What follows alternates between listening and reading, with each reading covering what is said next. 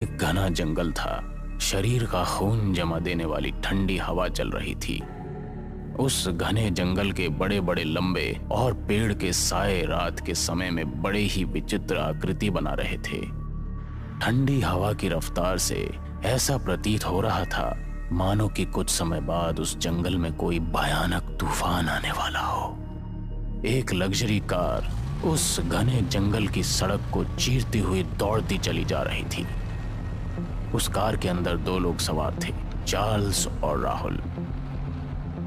Charles बड़ी सावधानी पूर्वक गाड़ी चला रहा था और वहीं उसके बगल में बैठा हुआ राहुल खिड़की के बाहर का दृश्य देखने में व्यस्त था।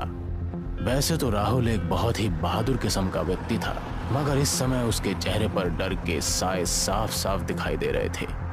वो चार्ल्स को इशारे से बार बार बोल रहा था कि गाड़ी को और ज्यादा तेज चलाए।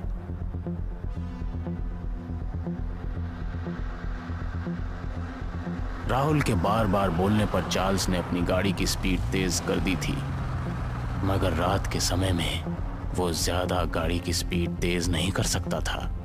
राहुल का बार बार तेजी से गाड़ी चलाने का इशारा करना चार्ल्स का ध्यान भटका दे रहा था। इस बार भी राहुल ने चार्ल्स को गाड़ी तेज चलाने का इशारा किया ही था कि तभी कार अचानक झटके देते हुए रुक गई। चार्ल्स को ऐसा लगा मानो किसी अदृश्य शक्ति ने उसकी कार के स्पीड ब्रेक लगा दिए हों। अगर चार्ल्स गाड़ी चलाने में निपुण ना होता तो अब तक तो गाड़ी पलट जाती। गाड़ी के अचानक इस तरह रुकने से चार्ल्स और राहुल बाहर निकल कर आए। उन दोनों ने देखा कि गाड़ी के चारों टायर फटे हुए थे। कड़कती हुई सर्दी में भी उनके माथे से पसीने की बूंद टपकने लगी।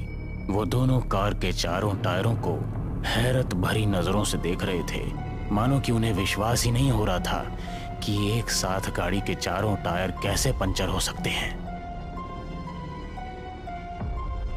जबकि रोड बिल्कुल साफ और चिकना पड़ा था।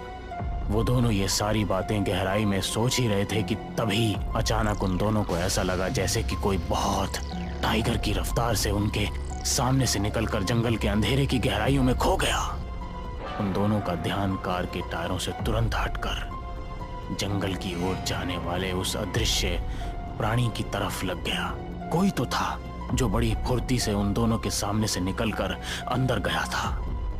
अब दोनों के चेहरे की लकीरें साफ साफ झलकने लगी। वो सोचने लगे, इस घने जंगल में क्या वो सुबह तक जीवित भी रह पाएंगे या नहीं, क्योंकि जंगल बहुत घना था और दूर दूर तक आबादी का कोई